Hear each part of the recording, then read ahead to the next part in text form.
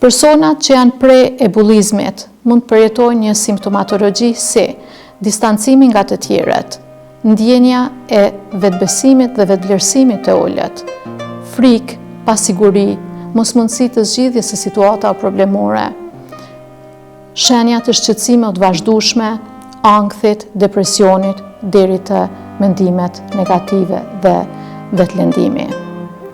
Bullizmi është i qëllimshëm, bullizmi është i dëmshëm, bullizmi dhunon të drejtat e të tjerëve. Nga përvoja klinike, hasim shumë shpesh klient, adoleshent që kanë përjetuar bullizmin, mirë po nuk e kanë raportuar me kohë, vetëm në rastin kur simptomatologjia e tyre është bë e papërballueshme.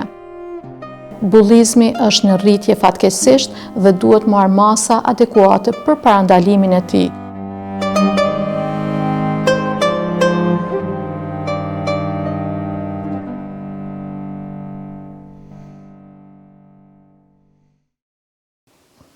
Unë jam pranvera Jetishi Çollaku, psikologe klinike, pranë Qendrës për Mirëqenie Psikologjike, Hulumtim dhe Mbështetje Edukative Mind Care në Prishtinë. Sot do të flasim për temën e bullizmit, një problematik apo një fenomen mjaft i përhapur tek fëmijët dhe adoleshentet kosovar, sikurse edhe në mbar botën. Këtë e them edhe nga përvoja praktike në punën e përditshme me fëmijë dhe adoleshent pranë Qendrës Mind Care, ku rastet janë të shpeshta, rastet janë në rritje dhe rastet janë mjaft shqetësuese. Personat që janë prej e bullizmit mund të përjetojnë një simptomatologji si distancimi nga të tjerët, ndjenja e vetbesimit dhe vetvlerësimit të ulët, frikë, pasiguri, mosmundësi të zgjidhjes së situata problemore, shenja të shqetësimit të vazhdueshme, ankthit, depresionit, deri të mendimet negative dhe vetlëndimi. Për të gjitha ata që ende nuk e njohin konceptin e bullizmit, bullizmi është një fenomen që përshkruan sjelljet e përsëritura edhe të qëllimshme për të dëmtuar të tjerët në aspektin fizik, emocional, social dhe psikologjik. Bullizmi është i qëllimshëm, bullizmi është i dëmshëm, bullizmi dhunon të drejtat e të tjerëve. Bullizmi përsëritet her pas here dhe në përgjithësi krijon një klimë të keqe dhe negative në klasë, në mjedisin shoqëror apo kudo që ndodh. Bullizmin e takojmë edhe tek vajzat edhe tek djemt. Megjithatë, të dy gjinit prirën të përdorin forma të ndryshme të bullizmit ndaj njëri tjetrit. Faktorët që çojnë në bullizëm janë të shumtë, duke filluar nga frustrimi i fëmijëve dhe adoleshentëve, duke pasur eksperjenca si viktim e abuzimit apo ndonjë dhune paraprake, duke qenë të lënë pas dore, duke qenë të bullizuar vetë, duke u ndikuar nga bashkëmoshatarët dhe po ashtu duke ju ekspozuar modeleve negative, çrregullime të sjelljes e të tjera. Kemi lloje të ndryshme të bullizmit. Bullizëm fizik, bullizëm emocional, social, psikologjik, kibernetik. Forma e bullizmit fizik përfshin disa sjellje dëmtuese të personat të tjerë, siç janë grushtimi, shtyrjet, veprimet pra që lëndojnë të tjerët në forma të ndryshme që lëndojnë apo dëmtojnë ata në aspektin fizik. Formë tjetër e bullizmit është bullizmi verbal ose me fjalë, që përfshin shprehjet, tallje të ndryshme, nofkat, fyrjet, sharjet, kërcënimet, përhapjen e thashëthemeve e kështu me radhë, që shpesh herë janë shumë prezente, qoftë në mesin e bashkëmoshatarëve, qoftë në mesin e raporte mësim-dhënës dhe nxënës apo adoleshent, sikurse edhe në familje. Një formë tjetër, po ashtu mjaft e rëndësishme dhe mjaft prezente, është edhe bullizmi social apo shoqëror, që paraqitet në mesin e fëmijëve dhe adoleshentëve, duke injoruar njëri tjetrin nga lojrat, duke lënë jashtë grupit, duke shpërfillur apo duke mos i ftuar në festat apo aktivitetet e klasës dhe të shkollës që organizojnë nxënësit. Pra, është një bullizëm që vërtet ndikon në gjendjen emocionale të fëmijëve shumë negativisht. Formë tjetër e bullizmit është edhe bullizmi seksual. Ky tip i bullizmit që nënkupton sjellje seksuale të padëshiruara, fizike ose verbale, që përfshin pohime seksuale ose shënime seksualisht diskriminuese dhe kontakte të padëshirueshme fizike me njëri tjetrin.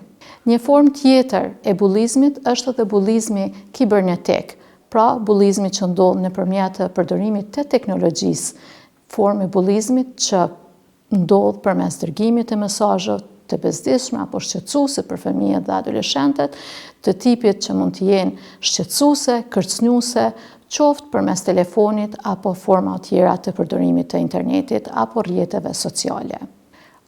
Personat e bullizuar po ashtu ndihen edhe të friksuar, ndihen edhe të pasigurt, ndihen të turpshem, ndihen të paaft të zgjidhin probleme apo situata problemore, ju ikin situata sociale apo shoqërore, zakonisht përcillen edhe me gjendje të ankthit, depresionit, vetëvlerësimit të ulët deri te vetlëndimi dhe në rastet më të rralla deri te edhe marrja jetës së vetes. Bullizmi mund të parandalohet dhe format e parandalimit të bullizmit fillojnë nga komunikimi në familje, nga bashkëbisedimi me fëmijët dhe adoleshentët për këtë dukuri mjaft negative, nga komunikimi i mësimdhënësve dhe bashkëmoshatarëve në klasë për këtë dukuri negative, nga funksionalizimi i shërbimeve psikologjike në shkolla dhe institucione tjera ku kemi të bëjmë me rritjen dhe edukimin e fëmijëve. Pastaj, forcimi i rregulloreve, forcimi i politikave të cilat ndalojnë bullizmin janë mjaft efektive për parandalimin e këtij bullizmi. Mirëpo, është jashtëzakonisht e rëndësishme që fëmijët dhe adoleshentët të vetëdijsohen edhe për raportimin e formave të caktuara të bullizmit në rastet kur ndodhin.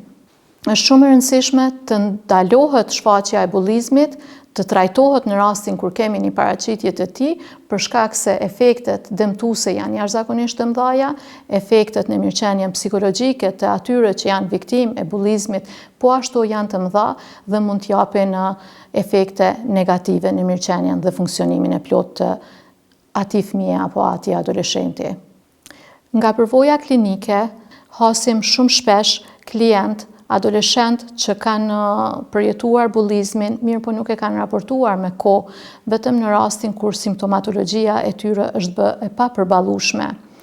Përveç sjelljes problematike, përveç rezultatit të dobët në mësime, përveç përjetimeve emocionale jo të mira, jo të këndshme, kemi edhe adoleshent që kanë përjetu vetlëndimin apo forma të ndryshme të vetlëndimit, mirë po fatmirësisht me mbështetjen e familjes, me mbështetjen e shkollës, me mbështetjen nga shërbimet psikologjike, kanë arritur t'ia dalin dhe ta ndalojnë bullizuesin, sikurse edhe të merren me shërimin e vetes tyre, duke ndikuar në ngritjen e vetëvlerësimit dhe vetbesimit tyre, duke ndihmuar në trajtimin e çështjeve qoftë të sjelljes, qoftë të problemeve emocionale.